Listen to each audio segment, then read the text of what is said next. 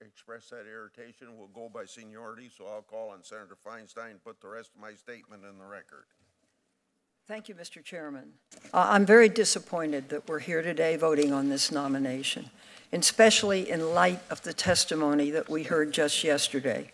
My Republican colleagues spent their time at the hearing focused exclusively on policy and on partisanship and process.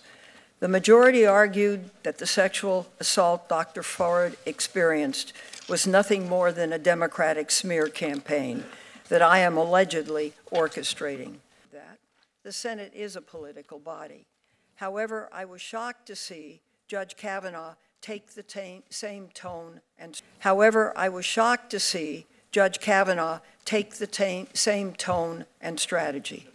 Candidly, in the 25 years on this committee, I have never seen a nominee for any position behave in that manner. Judge Kavanaugh used as much political rhetoric as my Republican colleagues, and what's more, he went on the attack. He yelled at Democrats for having the temerity to express our frustration for not having access to over 90% of his record, and said that some Democratic members were, quote, an embarrassment, end quote. He'd accused Democrats of, quote, lying in wait, end quote, and replacing, quote, advice and consent with search and destroy, end quote.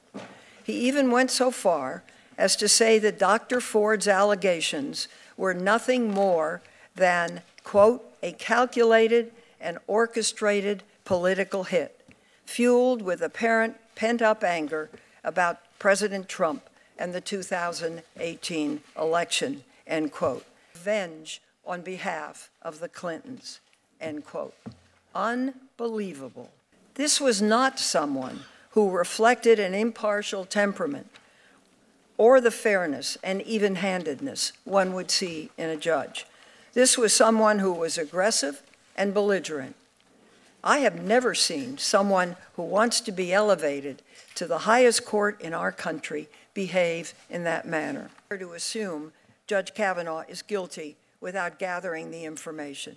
But it's equally unfair to have heard from a credible, poised, and brave witness and simply ignore what we heard and move forward immediately. The circus.